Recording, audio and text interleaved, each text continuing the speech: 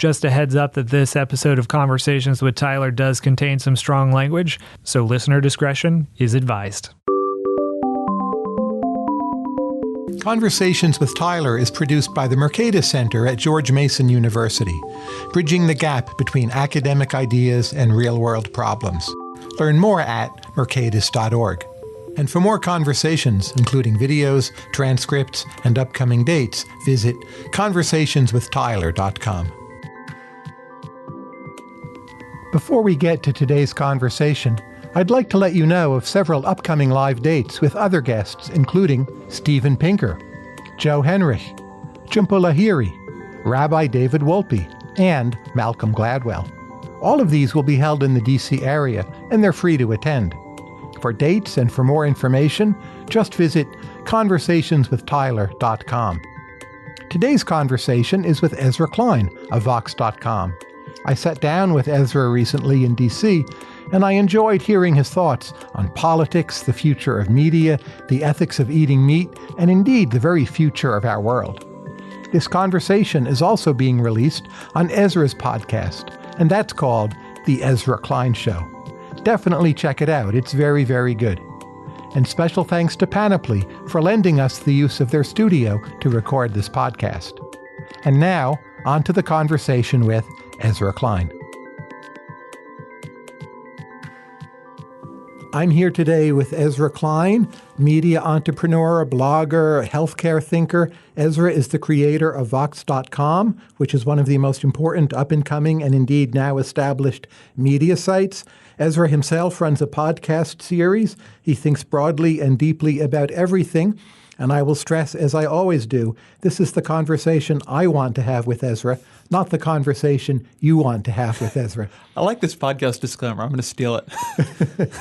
Let me start with some questions about media. We'll get to politics, you, and everything else. But different formats in media. So you can do something in print. You've been a blogger. You've been involved with periodicals. Now you do Vox. Vox, to me, seems to be doing more and more video. So let's start with video. When you use the medium of video, what is the bias in using video in terms of what kind of material, what kind of message? How does that slant what any site, but including Vox.com, is going to do and be? So it is much more different than I believed it was, let's say, 2 years ago. So before I came to Vox, I used to do a lot of cable news. I was a guest host on MSNBC. I came pretty close to taking a show at some point. You and I spoke, I think, during that period. And one thing about cable news is it actually isn't that different than writing. I mean, you are basically writing a script, and there are elements and there is visual, but you are really writing a script and you read it aloud, or at least I should say the way I did it. It worked that way. When I started Vox, I had the great fortune to hire a guy named Joe Posner, who I met at a media conference and struck me from the second I met him as a real video genius. And the reason Vox's video is great, and I have no compunction saying it's great because I don't have all that much to do with it, is because Joe and Joss Fong and the rest of that team, they really think about video as its own form in a very different way than I had before. And we will be talking through stories, and I will come to them with something from the site that did really well. And I'll say, hey, we should make a video out of this. Look how well performed on the site. And they'll say, nope, it's not a visual topic. And so in terms of the bias you're talking about, the overwhelming bias in doing really good video work is stories that are fundamentally visual. A story that is two people talking to each other is not that interesting. So I'll actually give an example from podcasting. What we are doing right now is not interesting video. Early on in Vox, one of the first video series we launched was Vox Conversations. And we had me interviewing people, much as I do on my podcast, The Ezra Klein Show.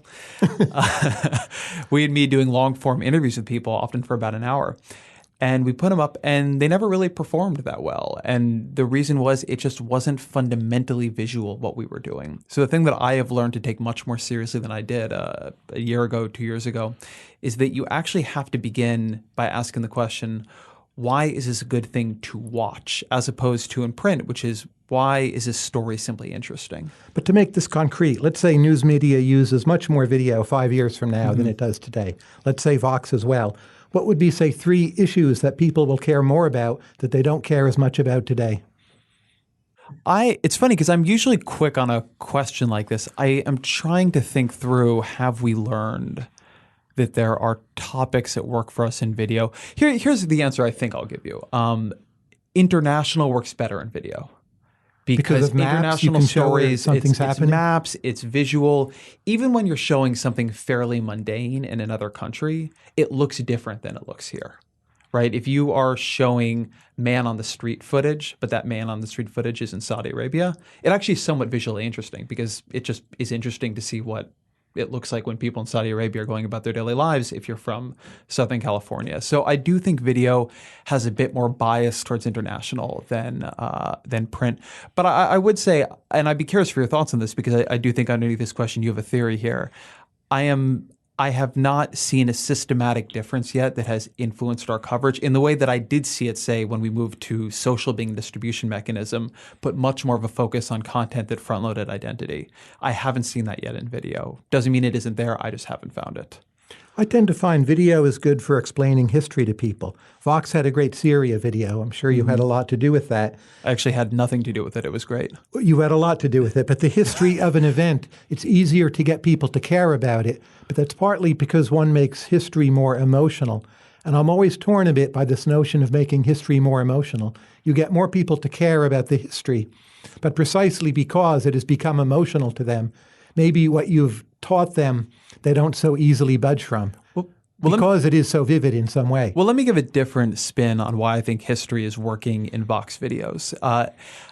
One thing that is going to be very different is web video or streaming video versus traditional, what is called in one of the worst terms of art I've come across, linear video, so television. And I do think this is going to both subtly and importantly change editorial.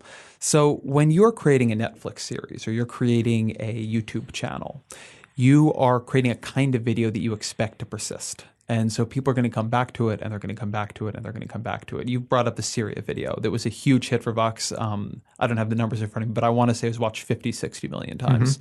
But its major rise actually came a couple months after we first posted it. And not through anything we did. It just somehow got rediscovered during a secondary wave of fighting and news coverage of Syria, and it exploded. And the reason this is important is that when you're looking at cable news or a lot of forebear news content that disappeared as soon as it was put on, there it became, the competition became about having the newest thing, the thing other people didn't have, much like traditional news does. If you are trying to create things that are going to be continuously relevant 3 months from now, 8 months from now, a year from now, 5 years from now, putting more emphasis on the history of a conflict like in Syria is going to give you a better chance of having something that can be profitably rediscovered going forward. So in some strange way, the original Vox vision of the card stack actually has been realized through video. It's been realized in a lot of places. I mean, it's true in our text work too. One reason that our explainers focus on context is that it makes them very easy to reuse going forward. Just, I think if you are thinking editorially about how to make things persistent as opposed to accepting their ephemerality, you focus much more on more subterranean contextual information that you don't believe will change quickly. And history is a good example of that. Let's say there's a bunch of different political views. There's conservatives, modern liberals, progressives, libertarians, Trumpistas, however you draw that universe. And if you had to think the medium of video overall, which of those views is A, help the most, and B, hurt the most, and why? Not just by Vox video, but just video in general. Understand. The video way of thinking. I just am not sure yet. I do not know. I don't know. I could probably come up with a bad theory on the spot here, but I'm not sure. Okay. I want to see. I am not aware of sites with different ideological leanings showing dramatically different outcomes in video. But there's some subtle way that video seems to matter. So I was just in the Faroe Islands, which is a great trip, by the way. But one thing they do in the Faroe Islands is every year they wade out into the water with their long boots and they club a bunch of whales to death. And the world didn't pay any notice to this. But then at one point, this was caught on video, and then it went viral. And now there are massive protests, online protests, over what happens in the Faroe Islands with the whales. You wouldn't quite call that a political ideology, but maybe known identifiable victims get a larger voice in some way, even if those victims otherwise literally, like the whales, have no voice whatsoever. So I sometimes tend to think it's a kind of progressivism which is favored. But there's another part of me which thinks about libertarian arguments, the seen versus the unseen, the invisible opportunity cost. That very easily gets lost in print because you've got to cite some boring cost-benefit study. But I think there are ways to show secondary consequences in the narrative of a video that typically would fail on a newspaper page. I think you're actually somewhat mistaken about the underlying mechanism. I think that the big change from 10 years ago, 15 years ago in the story you just gave wasn't really video. It was the possibility of virality. Okay, sure. The kind of story you just described. But it has to be video for people to share it. I think that one in particular probably is better in video. It's vivid to see somebody clubbing a whale to death. I assume I haven't seen this video. But the kind of my guess is that in terms of making that matter, the distribution mechanism mattered much more there. When you're talking about victims, you can find victims from any ideology. I think that there would have been a time on the internet when you said that Upworthy proved that a certain kind of soft cultural progressivism was going to be dominant online. And then I think we've seen sites like Breitbart and IJR, Independent Journalism Review, were able to take a form of soft to hard cultural conservatism and using almost the exact same techniques, send those super viral as well. And if you look at these two kinds of content, you find different victims, right? With Upworthy, it is a young LGBT kid who's been bullied at school. Right. With IJR, you'll see a elderly grandmother, who is victimized for her Christianity. But that they're both victims still to me seems striking. Sure, but I just think, but my point, I agree with that. But I think that both of those they can be video or text, but what is mattering is you're using outrage people have because of shared identity to send something viral through a sharing mechanism. I think that is the real mechanism there, much more so than video to text is the difference. Let's say that virtual reality somehow works or takes off. It doesn't just I think it's definitely going to work. Okay, I have no particular opinion. But how will that shape which ideas succeed in the news media and which do not? What will that slant or bias be? I am not yet I'm a long ways from being a believer that virtual reality is going to upend the news media in the near term. It clearly will be, in my view, VR and AR will clearly be how we consume content and more to the point how we communicate. Sure. 20, 30 years from now. Okay. But let's talk about that time horizon. What's your best guess? You've thought more about different media and worked in more different media than almost anyone right now. So a couple of things. One, by the way, and I think this is true also for video. We haven't talked really about this, but one thing the move towards video being a big part of a successful media organization does, and VR I think will probably push us even further, is you're seeing rising advantages to incumbency and capital again, right? Blogs, which I was part of and a big beneficiary of, for a moment you really did flatten things out. It was really easy to publish at a pretty flat rate online. Doing good video, it just costs more money. Sure. It takes more time. Doing good animation, it costs more money. It takes more time. We have substantially lowered the level of investment needed to do it well, but it is still very different than it is in text. VR and AR, from what I know of those, and again, this will all get cheaper over time, but my sense there too is you're going to have a pretty big advantage for organizations able to afford what are increasingly real studios, which the New York Times did not have to have a studio in 1996.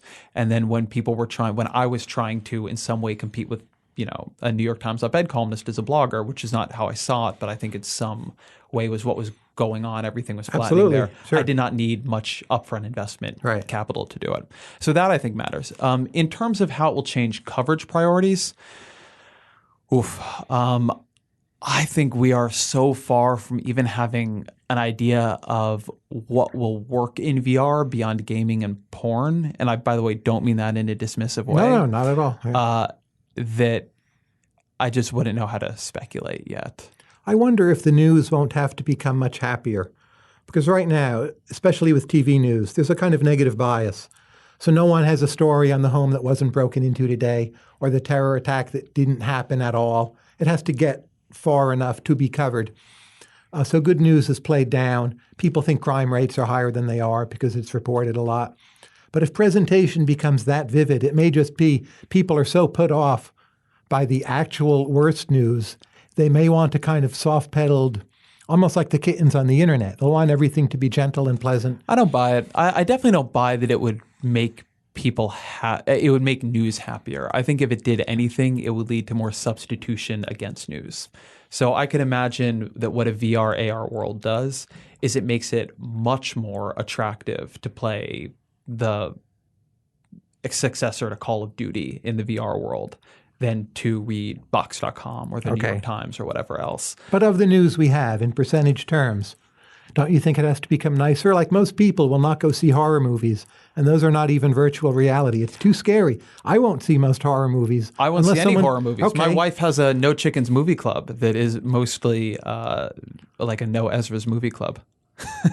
So if the news is in virtual movies. reality, you won't watch certain things if you won't see a horror movie.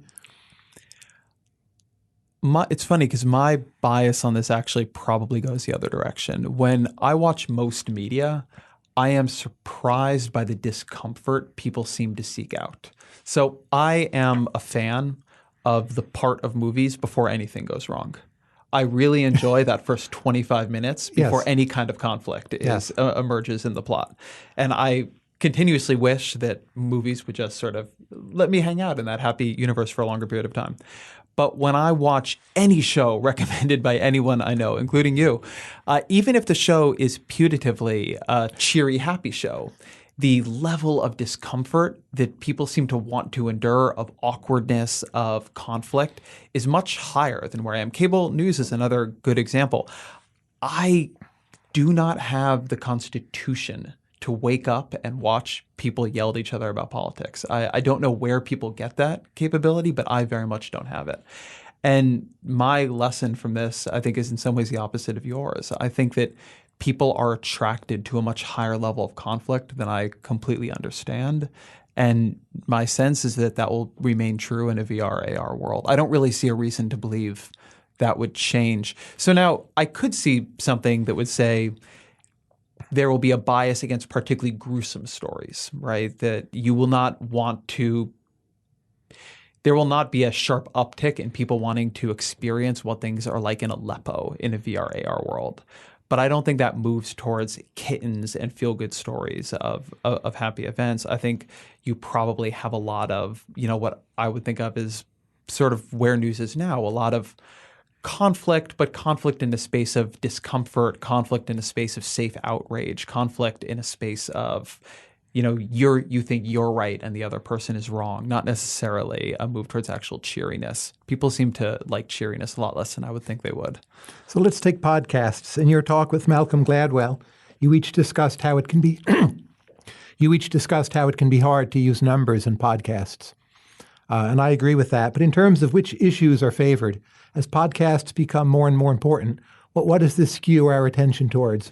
I think it skews our attention towards speculation. Speculation. One of the things about podcasts that I really enjoy about it is that it has a very rambling, at least at this point in the format's evolution, there's much more of a rambling, looping, bullshitting quality to it. It is, you're able in a podcast to talk about something where you may not be right in a way that people are, I find, much harder on you in print for doing. And so something that I find is true in the discussions I hear in podcasts is they're much more personal, including newsmakers, by the way. The conversation that I've had with Malcolm Gladwell, or even the conversation I had with Cory Booker, ended up focusing quite heavily on the senator's spirituality, which I think if I had been creating that conversation for print, I would have felt embarrassed or strange ending up that personal. But podcasting, because of the way people listen to it as a secondary activity, almost as a conversation they are part of without having to participate in while they're doing something else. I often think of podcasting as if you're walking around with your friends, but you just don't have any actual friends there. I think that is moving towards much more personal topics, a much more intimate set of ideas, and away from harder, crisper, more concrete presentations of what we already know. So let me ask you some questions about CEOs and leadership. When you look at the data on the corporate world, there's a lot of evidence that CEOs today, they're much more likely to be generalists and to be able to switch from one sector to another. And they're less likely to be people who came up through the ranks, like producing ball bearings or running a coal mine or an oil refinery. And that's pretty well established. Do you think that's true in media? And also, what would you say is exactly your skill that makes you the CEO of the part of Vox you run?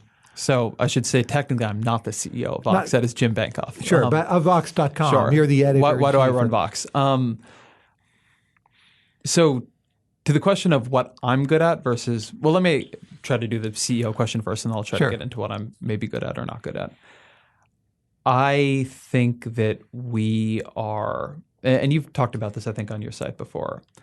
I think we are becoming much more polarized and unequal along political as well as non-political dimensions. And I think we are getting much more effective and to some degree more discriminatory around the signaling around those things. I think the idea of who a CEO is and what a CEO is more sharply defined in a way that is probably not good than it was 50 years ago. So I think that's a fair bit of it. I think we have professionalized the management class. I think that there has become a set of signifiers that are more often that first you learn as a CEO, and it's one reason you're actually able to do that kind of lateral movement, because part of what is being selected for is this: do you seem like a CEO? Do you know how to work the CEO circuit? Do you know other CEOs? It has become a job unto itself, and the signaling around it, a job and a set of skills unto themselves. Those things are not taught in the same way coming up the ranks. I've been very struck after I moved to running Vox, because now, particularly in my first year, I went to a bunch of these conferences and I met more of these people, and I just got a bit more of a sense of this and how much it's a language and how much it's a culture and how much it's a social scene of these people who see each other at the same conferences. And I mean, it's a real circuit. And that's consistent with these generalist skills. You have to be a CEO, no matter how much you know about ball bearings or making shoe heels. Yeah, you can have a lot of subject-specific knowledge, but if you are not presenting a certain way, I think that there is probably a widening penalty to that in a way, again, that I think is probably negative. I am not persuaded it's good that we have more generalist CEOs. And this is probably inevitable. You have to deal with government. You have to deal with the media, social media. You may need to raise funds in some way for your business. Well, do you? I mean, someone has to. Somebody needs to deal with government, but I'm not sure that every company has so much government entanglement. And I'm not sure that every CEO should be dealing that much with social media. I do know at the same time there But the people who report to you are dealing with it. Yeah. If you're CEO, you may not be doing it, but you need to digest their reports and ask them the right questions. So in that sense, there's like 7 or 8 major areas that a CEO has to know really very well today. I buy that. And I think probably the other piece of it is that particularly when we're maybe using a bit of an idealized example in terms of ball bearings, but now if you're a CEO of an American firm that does a lot of ball bearing manufacturing, the likelihood that your ball bearing manufacturing is done in America is probably pretty low. You need to know the global economy. You need to know tech, right? Yeah, I remember a piece from Justin Fox, who's a writer at Bloomberg View now.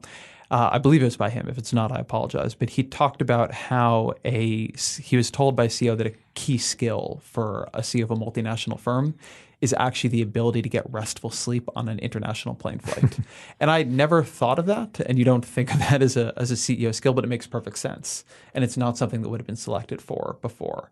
So I think I would want to see something more systematic about what skills CEOs really end up using and what the bulk of companies need before I totally bought into the thesis, but I'm not saying it's impossible by any means. There's a big debate on executive pay. Are CEOs underpaid, in your opinion? Not you. No, I don't believe CEOs are underpaid. You don't believe CEOs are underpaid? I recognize that within the debate that there is good evidence that in a pure market way that the returns on having a really high-quality CEO are positive.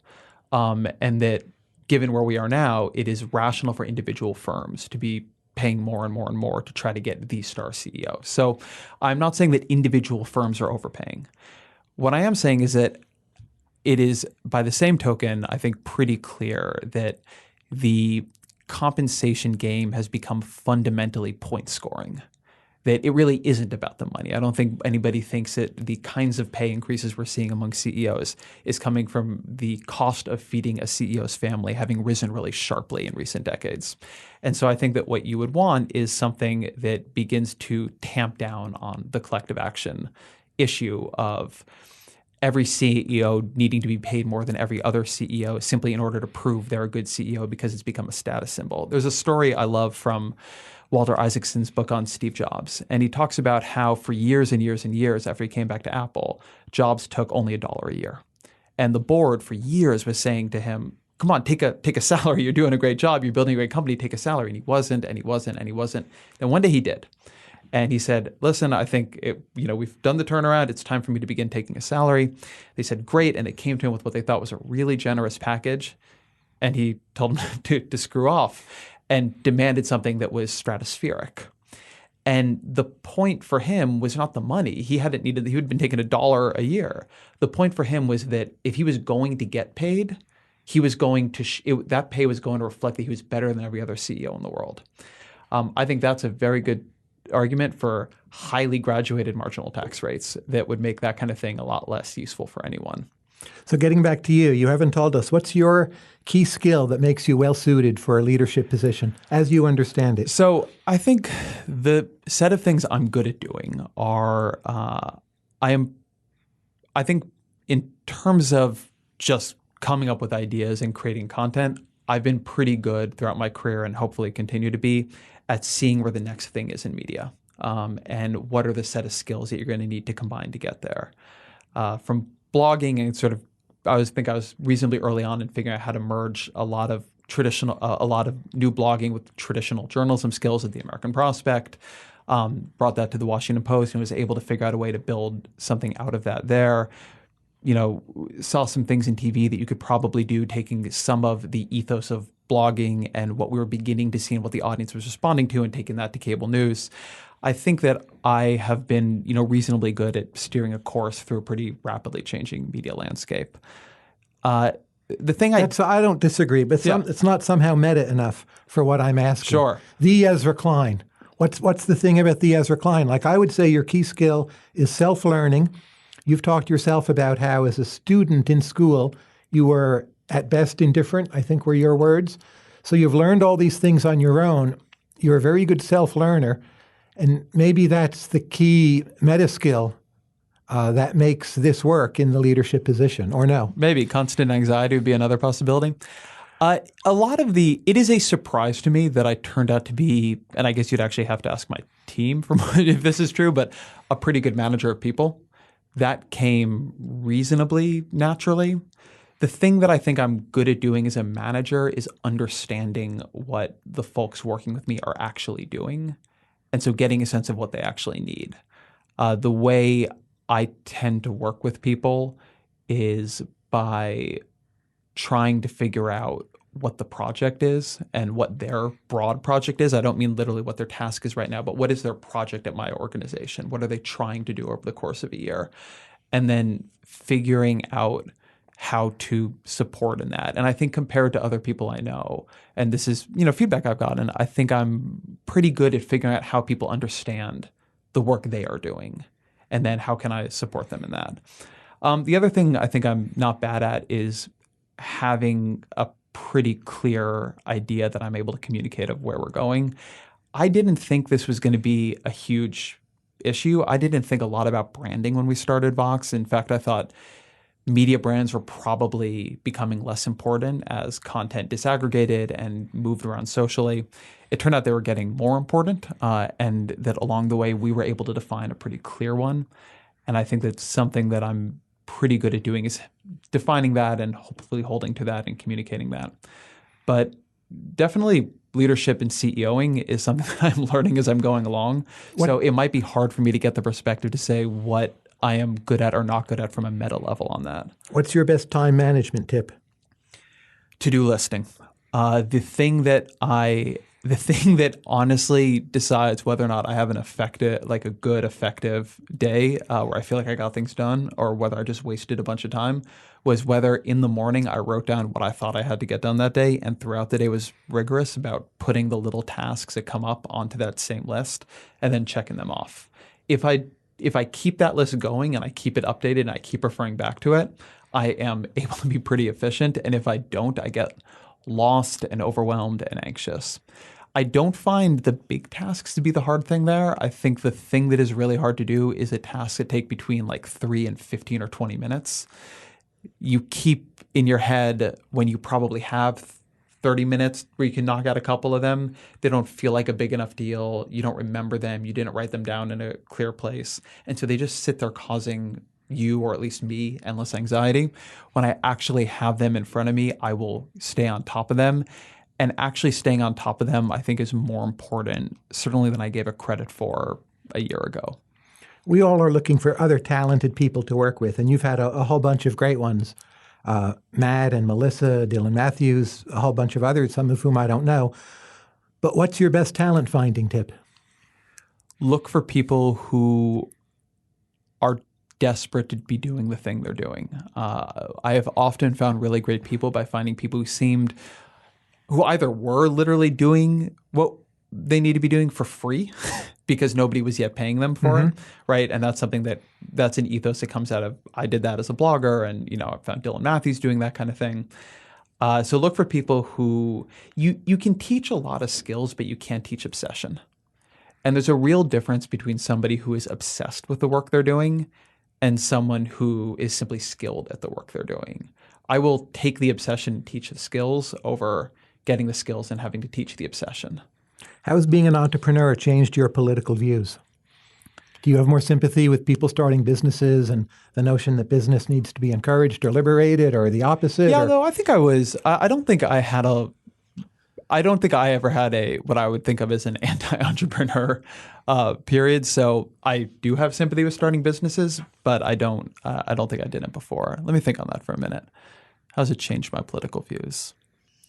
I don't deal with a lot of government regulation myself, so it hasn't had some big effect there. I'm sure. And you're in a less regulated sector. I'm in a pretty unregulated, less regulated sector, so that isn't a huge deal for me.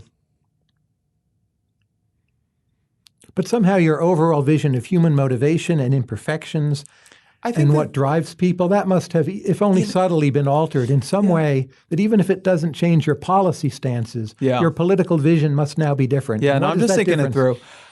So let me offer two. The big one, I think, is not since I started an organization, but since I went to the Washington Post. Okay, and what's that? Being part of bigger organizations has given me a very different set of beliefs about the importance of firms and firm dynamics and organizational frictions and how the economy works.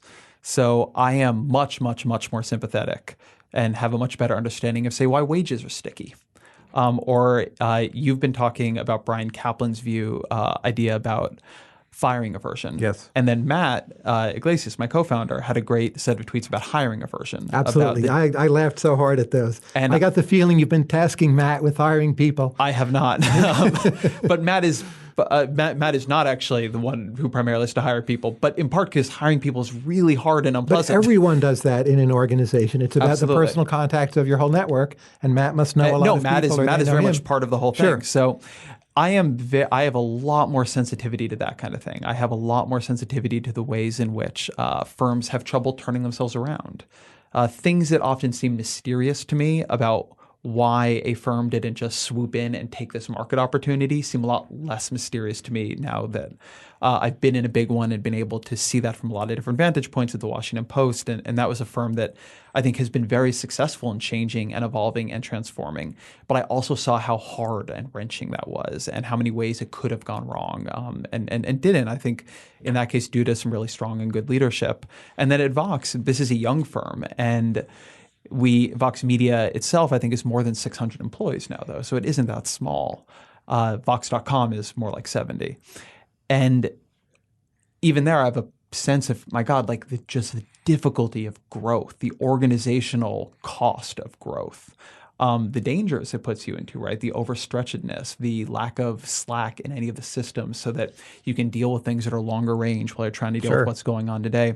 So my sense of how the economy works on a micro level has changed a lot from just being inside larger firms. That I think has influenced me quite a bit. I'd say the other thing is I am probably much more, and again, I'm not quite sure this is a policy idea, but I am much more skeptical of anything anybody says about how a firm or a government organization or anything else works. One of my big takeaways from now having sat through a lot of meetings with consultants, a lot of meetings with people trying to sell ideas or companies to me, a lot of meetings where I was trying to sell an idea to someone else, is that there is just a lot of bullshit in the economy. There's a lot of bullshit in organizations. And there is, in a way I don't totally understand, an accepted level of bullshit between everybody. I seem to be at meetings all the time where everybody seems to know that only half of whatever idea is being pitched as a savior to everything is, really being implemented or really going to work. I constantly see in media now people touting some kind of great pilot project or some little innovation they came up with that is covered as if it will save media, but I can look at it and know that there's no way that's even going to absorb, there's no way that will be spread through the workflow of even the host organization, much less any other organization. So I think that I've become much more, cynical about, I think of this a lot, by the way, with Snowden and the NSA. Yes. On the one hand, a lot of those revelations are really, really, really important. On the other hand, it's a lot of consultant documents about what they were doing on behalf of the government. And I often think about how much of that is really getting effectively done, which in some ways makes it scarier.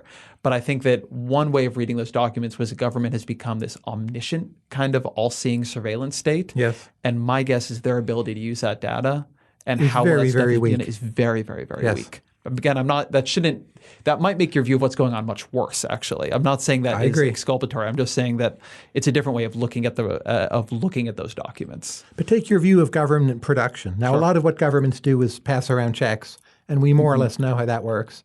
And usually the checks show up, right? The way that works is fairly well understood. But when government produces things, are you now more cynical about that than you used to be? Oh, yeah. I don't think, even though I am, in a relative sense in American politics, probably a fan of government producing things, I don't have any particular belief that it is an efficient way of producing things. And I wouldn't want them to take on things that I thought were getting done well anywhere else. So I'm not sure how much my view on that has changed. I will say one thing about both government and private sector production, which is something that I do think is important, is there is an advantage to being willing to do kludgy, difficult, somewhat unpleasant things. That is something I probably take more seriously than I did before. And let me give you an example here, because this is the way Vox particularly has really changed my view on things. If we had started Vox just bootstrapped, right? If we had, which is one of the things we pretty seriously considered, so just getting venture capital and doing it on our own, there are a lot of things we would have done that we did anyway, make things like card stacks, et cetera. But there are a lot of things that Vox Media built capacities to do that already or contemporaneously with us being there, that we never would have had the willingness to sit through and do. So, and I think particularly here, there are a lot of partnerships or opportunities that have come through a lot of meetings, many of the meetings which went nowhere, which I just would never have done. So Vox Entertainment, which is part of Vox Media, is out in LA and is building collaborations basically with television, other things too, but television primarily. That is just something that if we had bootstrapped this, we never would have been considering, because the slog to get anywhere in television, the number of meetings that don't go anywhere, I absolutely never would have been able to do it. And so something I actually now see as an organizational advantage of certain kinds of organizations is a willingness to do things that aren't fun and that may not turn out well, that may actually be pretty inefficient. Because when you're running really lean, things that maybe don't have a very high payoff, even if that payoff, if it comes, is pretty good, often don't look good, not because of expected value, but just because of like literally what you can bear as a human being. And I think that way with government too. So as you say, there's an attraction, recognizing the government is inefficient, to just saying, well, let's just do cash transfer everything. Let's go UBI for everything. Right. But I think there is a lot that government does, often not that well, that somebody needs to be doing, because a lot of the people you want to help are actually really difficult to help. And I think this is something, to now moving away from lessons learned from Vox, I think this is one of the things I believe strongly in policy that we underrate. A lot of what we're trying to do in government is not help people who want free stuff, quote unquote, but is help people who actually are very, very difficult to help. This is particularly true in healthcare. And you see this with Medicaid. A lot of people don't sign up. Or They a don't lot of sign people up. don't have addresses. You can't even get them, whatever. They don't like doctors. They're afraid of doctors. This is me. Are you afraid of doctors? Afraid isn't the word. Maybe Averse? dislike, averse. They should be afraid of me, perhaps. So that kind of thing, being willing to do that and being willing to go through the risk of doing that poorly. If you're going to get there, you're going to have not just failure, but a fair amount of inefficiency. Now, this is a very difficult question I'm going to ask. If I think about the notion of fiduciary responsibility, which any executive has, if you imagine a conservative or a libertarian in a position with fiduciary responsibility, I think it's relatively easy for them to identify that personal responsibility with the overall good of the economy. There's a story about the invisible hand, and you know all of this. If you have someone who's more left-wing or more progressive or other points of view, I would think there's more of a psychological dissonance between the fiduciary responsibility to a particular group and one's political views, and that somehow is discordant, and it does get solved. But do you ever think about that clash, and what are your thoughts on that? No, I don't think about it in those terms. First, what I think would be good here, give me an industry and give me a group here, right? Let's say you have a company. The manager, the executive, is supposed to maximize profits, but this would involve some pollution, and the pollution may not be good for broader society. But once you sign on to be the manager, you either do the pollution if you think you can get away with it, or at least you feel obliged to lobby Congress so you could pollute if they would allow, and that's part of the deal with being manager. Now, people who are conservative, libertarian, maybe more to the right, they tend to see less of a conflict between fiduciary responsibility and the overall good of society. So in a sense, them being a CEO is morally more of a seamless venture. That may even be the wrong view. There might be a real conflict there. Say you own some factory farms and you answer to your shareholders, correct? People who you would broadly call progressives, is there for them a greater psychological clash in principle between the CEO responsibility and what they think about politics? So I have a couple thoughts there. So one, I think this is actually pretty industry specific, and I think that taking that view resolves a fair amount of the clashing. So you used an example there that I think is a good example, but will cut very much towards the argument that this would be harder for somebody on the left, which is you're talking about an industry where you have, as a byproduct, high levels of pollution. Right. My guess is that kind of industry will select against people who have highly environmentalist views rising to the tops of those firms. I could be wrong about that, but that would be my assumption. Whereas I think there are also industries where where it will cut a little bit the other way. Media actually might be one of those industries where it will, in order to do the things that your shareholders want you to do, it will imply pushing in a leftward direction. And I just assume that people select into industries that they basically find morally aligned with their views, at least at that top level where you have a lot of selection power, right? If you're going to be running one of these firms, as we talked about, CEOs can be more generalists now. So if you're at that level in the market, you probably have selected somewhere where you just don't find it to be a problem.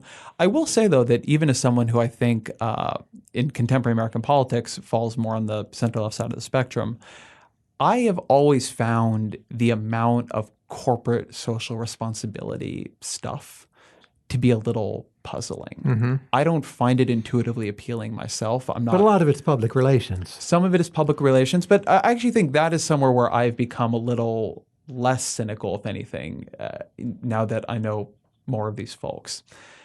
Something that as a sort of human nature thing, something that I've become more sensitized to is that you might ask, how does somebody who becomes CEO of a widget factory see their life's work as having meaning, right? Because who cares about all these widgets? Why didn't they go, if they're that talented, into whatever? And one thing that kind of analysis will miss, the question of, why does it matter if you're just creating stuff for kids or whatever, toys, is how much people end up identifying with their firm as the larger whole, how much it's the health of the firm, the health of the workers, the corporate culture that people are really proud of, that bind them together. That's their community. That's their neighborhood. That's where their status comes from. And I think it is within that kind of outlook that this sort of corporate social responsibility stuff becomes very appealing, that if the place you're deriving your value is from the idea of what sort of firm did you create, not what did your firm create, but what sort of firm did you create, then the question of what is the moral character of your firm, how proud are the people in your firm of being there, that becomes a very important part of the way that you personally get satisfaction from your work. I have definitely run into CEOs who seem more interested in the character of the firm they're creating than anything that their firm is creating. And they're often more successful that way. And they often are. Because the people who work with them perceive that and respond in kind. But the stuff that they are creating, it is almost the fuel to create the sort of firm they are interested in. Now, we have a segment in all of these chats in the middle. It's called underrated versus overrated. All right. So I say a few things, and you tell me if you think they're underrated or overrated. Okay. And, of course, you're free to pass. The movie, The Matrix, overrated or underrated? At this point, underrated because its sequels were so bad. Okay. The Washington, D.C. dining scene. And you live in Washington. I do. The listeners don't know that. It's hard. It's become probably overrated by the press, but still underrated by people who live here. And how about by people who live in New York? Underrated, definitely. Underrated, okay. Well, I will say, when I moved to D.C. in 2005, for years, I could eat at every single good restaurant that opened up, and a lot that weren't good. And now the list of restaurants that seem excellent that I have not been able to go to is like longer than my arm. So it's almost hard for me to rate it highly enough, given how pleased I am by the development. Bob Dylan, overrated or underrated?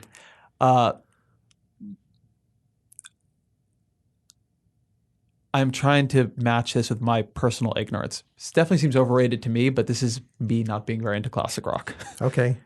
But that's endogenous, right? If you're not you've heard some Bob Dylan. I've heard quite a bit of Bob Dylan. And you weren't that induced to go hear a lot more. Nope. I've again. And what's your objection? I do not particularly have an objection. It's not scratchy voice or. I really want to frame this as a subjective fact of me potentially having bad music taste, as opposed to a normative claim about the worth of Bob Dylan. I do not think anybody should take my cultural viewpoints. I think I'm a deep fan, for instance, of the movie Wimbledon. I do not think people should follow my lead on what is good culture. William F. Buckley. Underrated. Why? He built a tremendous institution. And I both mean that in terms of the National Review and probably in terms of the American right for quite a while. I think that it is hard now to appreciate because it feels so much with us of what an achievement fusionism there really was. And I think it is also, the National Review has been an important and to some degree played a pretty consistent role on the American right for many, many, many decades. And I think that's a part of Buckley that is also easy to underrate. I thought what the National Review did around Trump was very much, I don't know that it would have happened at a place that didn't have as clear an internal character as what Buckley gave that institution. I think if it had just been a more normal magazine, it just wouldn't have tried to play that role. And I think that role was something worth trying to play. So I think what Buckley achieved, whatever you think of his politics, I think I think he's definitely underrated at this point. The most underrated person in the Obama administration. They don't have to be there now. Oh, that's a great question. I would have to think for a minute here. Let me give this some thought and come back to it. We'll come back to it. I don't want to do it totally on the fly. The name Ezra, overrated or underrated? Oh my God, it's gotten so popular. It has. It's a name when I was a kid I would not have thought would have made a comeback. No, I believe if I read the site right, the name Ezra is now more popular than the name of my wife, Anne or Annie, which blew my mind when I looked it up. Yes. So always underrated. It's a great name. It's a great name. Professional sports. Overrated. Why? They're all too long. There is nothing I personally like less than watching a whole piece of professional sports ball. But isn't there some other better way to consume it than to watch it all? So you watch it in parts, but it needs to be there for you to pick the right parts. And then you talk to people about the rest. And it's like the drama.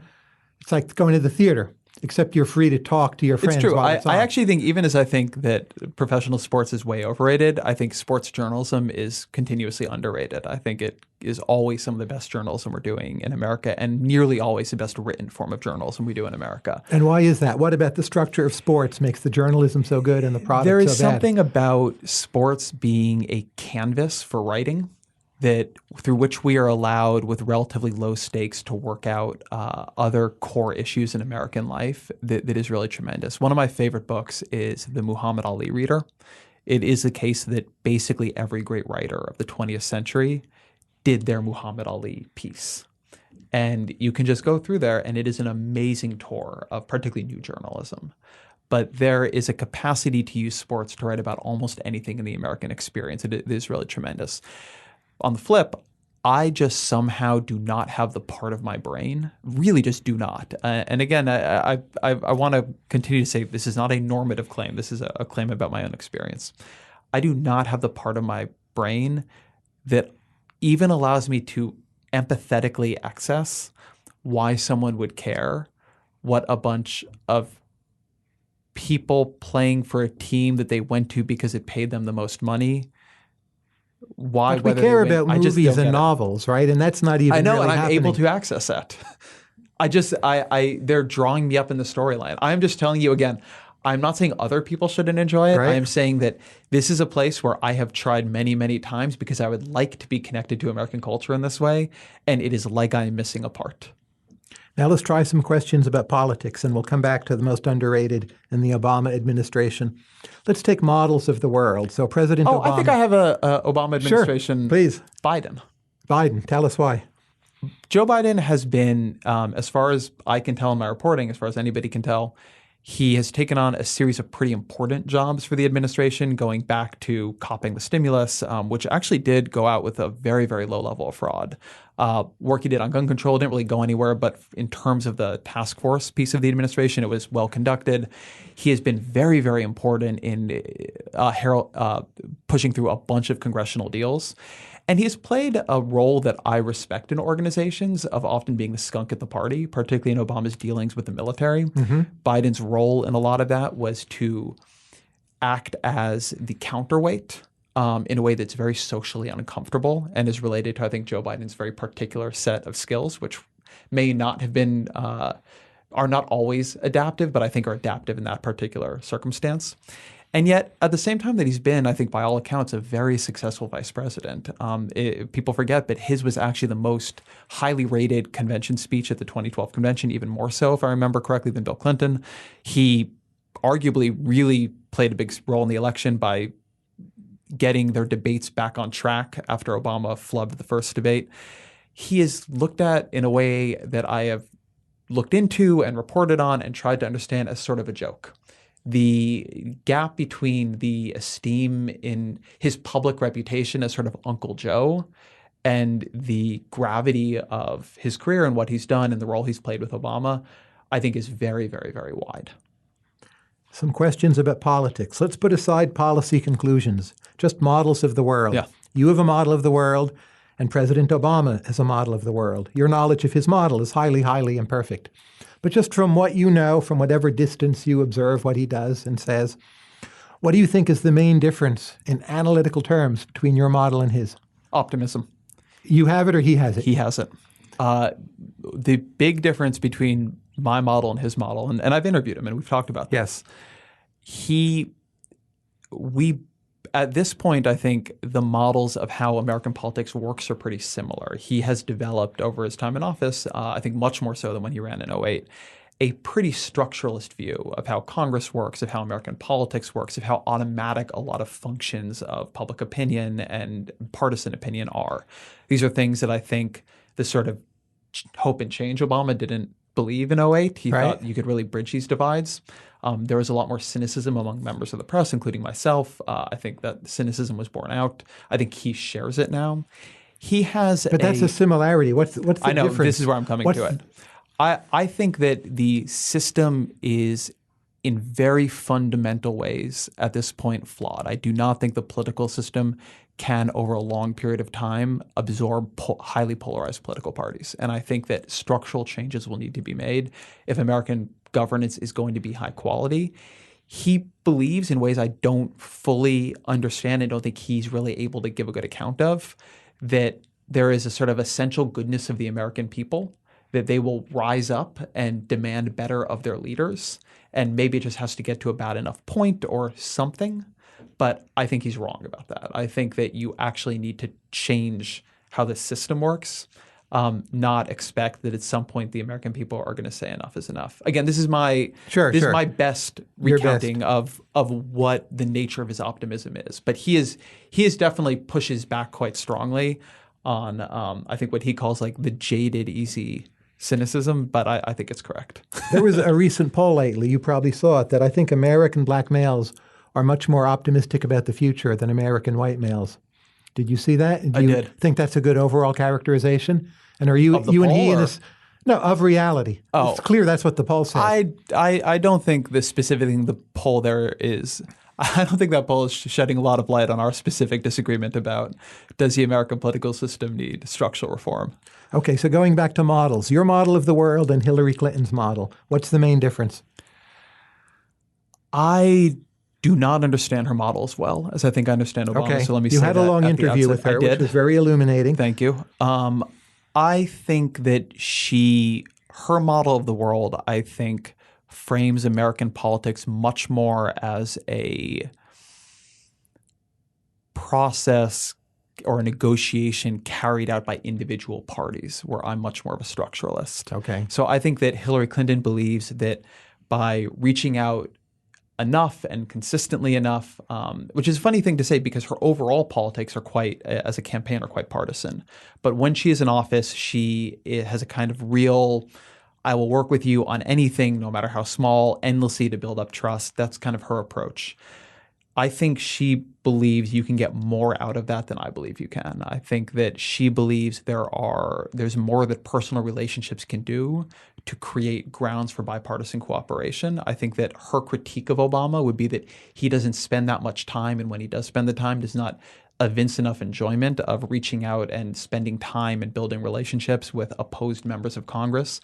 I think that if you got her late at night after she's had a couple drinks, she would tell you that the difference between her and him is that she really will spend all that time with Mitch McConnell, and even when people treat her unfairly and treat her badly, she will continue reaching out with them. She talked in our interview about her husband, people impeaching him at 4 p.m. and him having them over for a drink at 9 p.m. I think she really sees that as something that can really work in changing outcomes.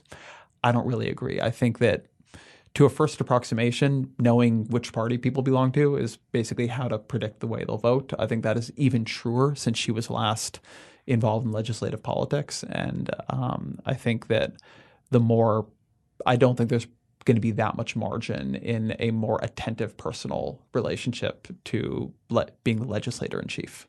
The most striking part of your talk with her, I found, was when you asked her about books, and she named 2 communitarian books from the 1990s. That's when I felt I really learned something about Hillary Clinton. And by the way, a book from a modern communitarian, right? She also named the new Putnam book. Absolutely. Now, Putnam, let me ask you about Putnam and also how Putnam relates to Donald Trump. As you know, Robert Putnam at Harvard, he has some work showing that when ethnic diversity goes up, that there's less trust, less cooperation, less social capital.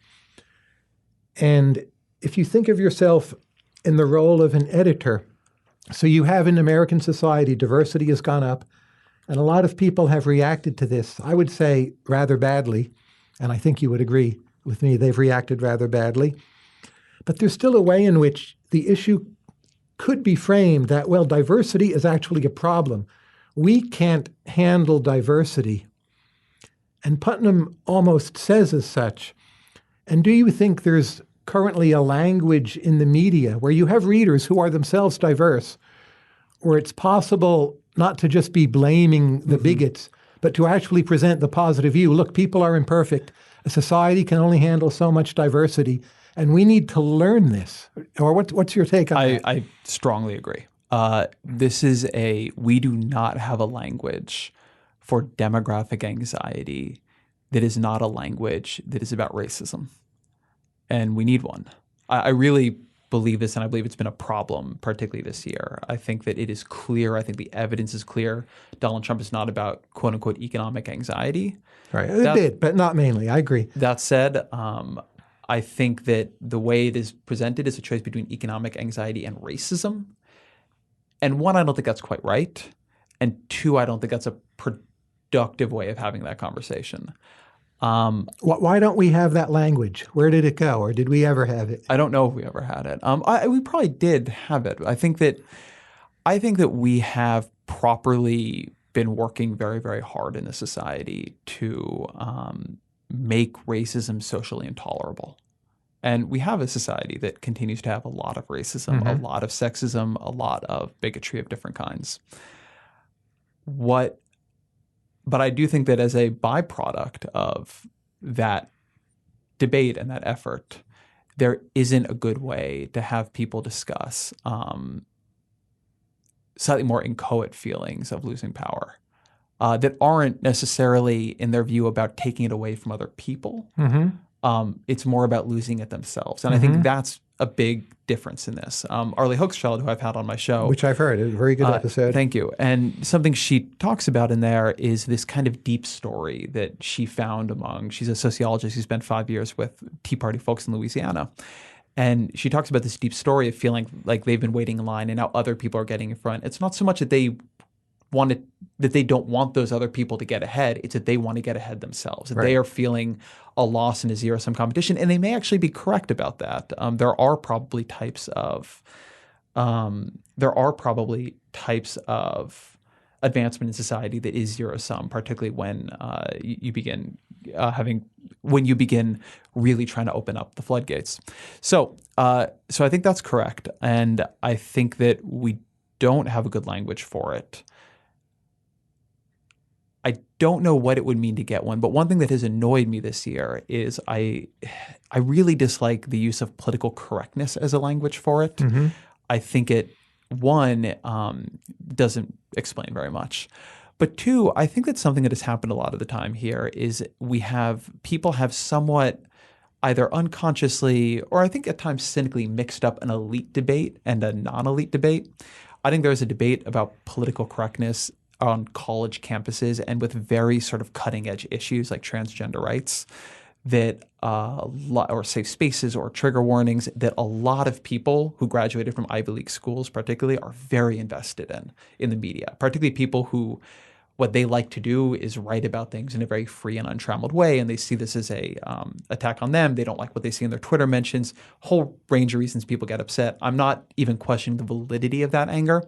I'm just saying that is a very different set of issues than somebody who wants to be able to say Mexican immigrants are criminals too often and they shouldn't be in this country.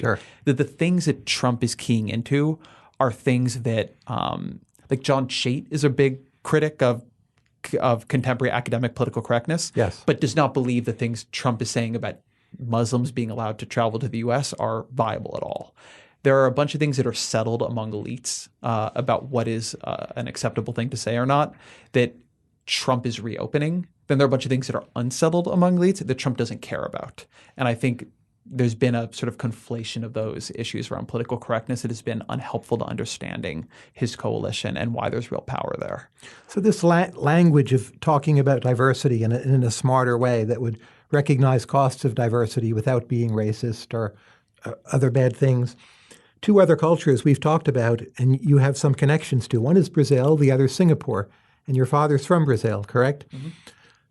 Do those places have in some ways a better language than we do, or are they much worse? Or when you think about Brazil and Singapore, what they've done, how it's worked, I mean, how does that all come together with the language you think we need? I have genuinely no idea how those two societies actually do talk about these problems. I do not, unfortunately, speak Portuguese.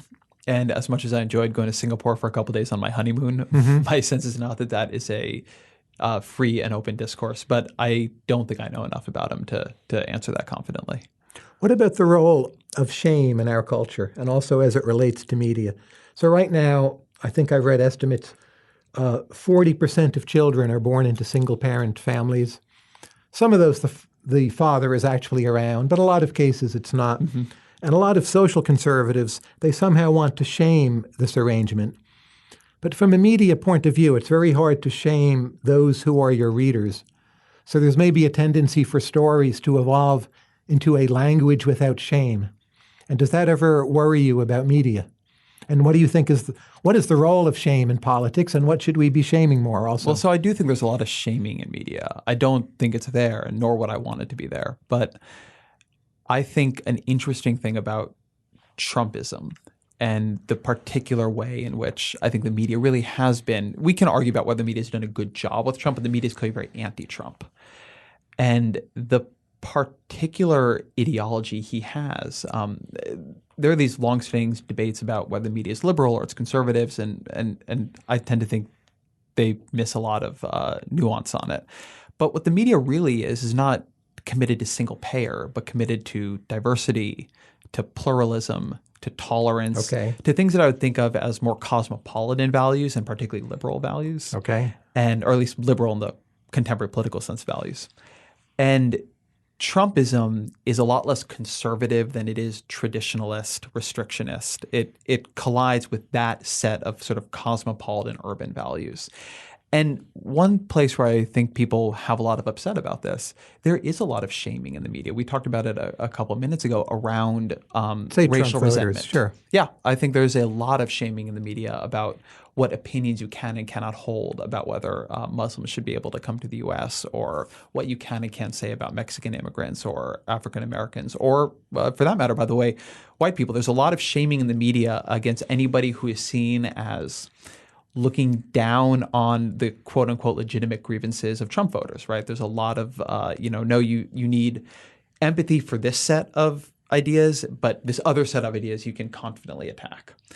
And so I don't think the media operates without shame. I just don't think it shames single mothers. And nor do I think it should. Why shouldn't we worry more about single motherhood? It seems to be a social problem. You might want to worry about single motherhood. But we're not going to penalize them financially, right? We don't want to do that. But I don't think that shaming them would make any sense either. I think that there is You don't think the shame of single motherhood in earlier eras discouraged the practice? So one, it's funny. It's funny first that we go quickly to single motherhood, right? Because in theory, you want to be talking here about shaming the father. Sure. But I think that there is a view, and I should say I'm a child of divorced parents. And I think it's good that my parents were able to get divorced. So I think there is a view that there are a large number of compensatory freedoms and types of happiness that have come from having more liberal views about marriage. I think the flip of that is that a lot of, at least people in the media, believe that it has been more or less an unalloyed good, that it has become harder to express anti-gay sentiments in public. Okay. And so I think that that's the kind of calculation people are making. I think that broadly people like a lot of the trends and a lot of the policy decisions that have led to the possibility of more single motherhood. And they are very, very, very uncomfortable with the kinds of things that you would have to do and say to try to turn that back. Whereas a lot of the other kinds of shame, people are just making a different calculation. Which of our current practices or views will, in the more distant future, seem crazy or just outright wrong, to ask the Chuck Klosterman question? Sure. How we treat animals. I think that how we treat animals, particularly around factory farming and factory dairy production and et cetera, will be a genuine moral blight on this era, and particularly on this era, because we're at this point now where we're beginning to get very, very good at creating plant-based meats, and increasingly we're moving towards lab-grown meats. So we're about to have a bunch of technological changes that will make eating very little meat or no meat, at least no factory farm meat, pretty easy and pretty affordable. That tends to be something that comes along with big changes in morality. But I always think one of the ways I think about this is that I remember reading Ron Chernow's Washington, the biography of Washington, Yes. which is great. And I remember being surprised by the way the Founding Fathers talked about slavery in their letters to each other. It was the very much in vogue thing to be against slavery. Mm-hmm. They all, in their letters, talked about it as a moral blight and may it, be gone from the earth in 50 years and a stain on this great nation. But they all just also had slaves, with the exception, obviously, of Hamilton. And there was something in that they knew it was wrong. They knew they wanted it to stop. But it was just really hard to stop it at the time. I mean, it's how it's how the economy worked. They already had them, and they not just kept him, but added more. And looking back, it's unconscionable. But when I talk to, virtually anyone I know, I don't know anybody who defends factory farming as a moral part of our society. Like, I don't know anybody. You might hear it in reference to much poorer countries, but not to this one. And so we are running around knowing that we're causing immense, tremendous suffering to sentient beings. And I don't know, it's kind of a pain in the ass to eat less meat. It's just not going to, I think it's going to look really bad. You're a pessimist about politics in some ways, or American politics. Why not then be a pessimist about food politics? So say you're a Darwinian. Human beings clearly evolved to eat animal meat, right? Well, people argue, but yeah. I definitely but that's not really up for grabs. And to enjoy it and to kill animals. Mm-hmm. And we've evolved so our intuitions don't make us so squeamish about doing that. Now, that may in some very long time frame change, but given that that's one of the core things that we are, much as we're evolved to, say, enjoy sex or have friends, why think that's the one thing that's going to change? It seems to me that's one of the least likely to change. So I don't see it that way, although I'm not sure it's the only thing that will change. Yes. But I'm using it as the thing here.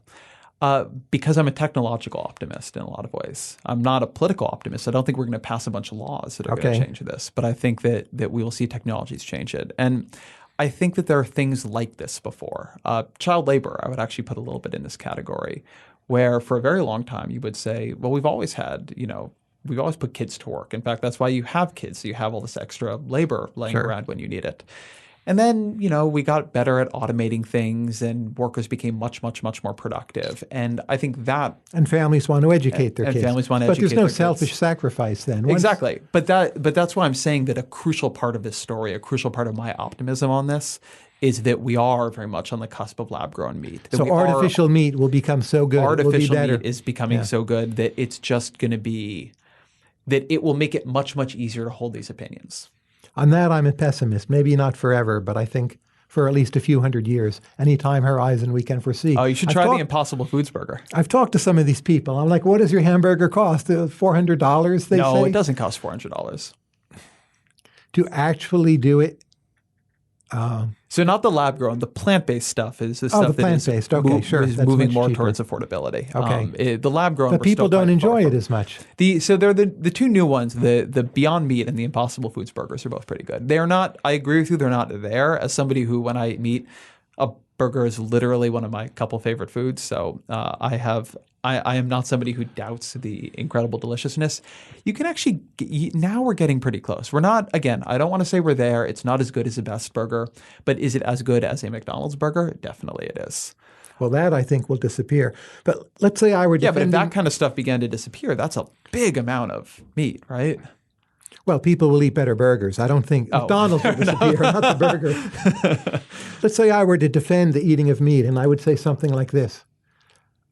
If you eat vegetables, you still need to plow the proverbial field, and you kill mice, maybe a larger number, smaller number. Let's say it's even a smaller number.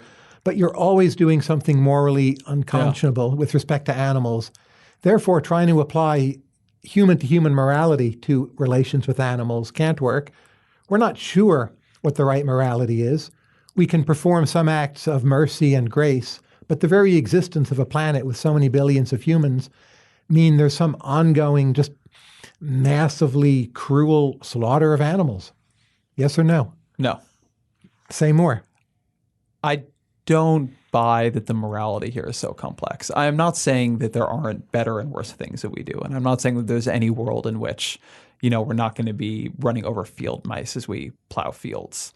But we are torturing animals right now. I mean, I don't mean to get too much on the horse here, but like what we do to egg-laying chickens, it's just fucking crazy. And not only is it fucking crazy, but we know it is because it is illegal now to tape it. And it is so grotesque to watch it. I think that we can do better than that. I think that there are a lot of places in life and in living a moral life, environmentalism is a big one of these, where given how complex human actions are, it is very hard to know with certainty that you're making the right decisions. I think that that's true constantly in politics. I think that's true constantly in everything we do. Nevertheless, we somehow stumble forward and try to do the best we can. And I think that eating more plants and, keeping fewer animals in conditions so terrible that we can't actually bear to watch them and have had to pass laws so people stop trying to make us see them, I think that one's a fair bet. Last question, cheerier. You've traveled to a bunch of different countries, a lot of different parts of the United States. What's the one thing you know about travel that you feel other people underrate as a way to do it? I do not think I'm actually particularly good at travel. I envy your facility here very much. But the one thing I really love about it that maybe is a little bit weird is I think that a lot of what is great about travel is focusing your attention on a place in a way that is not necessarily related actually all the time to being there. That oftentimes when I'm traveling somewhere, part of why I learn so much about the place I'm going is that I'm thinking about it, I'm reading about it as I'm there watching it. So a lot of it is the mustering of other kinds of attentional resources, watching movies or documentaries or consuming other kinds of culture from it before. And so there is something that there is more than just the seeing. I think that sometimes people feel like the learning about a place is just going and seeing it. And for me, I find that a lot of the benefits of travel are actually about things that I could have done even if I hadn't been there, but I would have never focused on in the same way and with the same intensity for the same period of time. Ezra, thank you very much, and thank you for taking the other side of the mic. Thank you.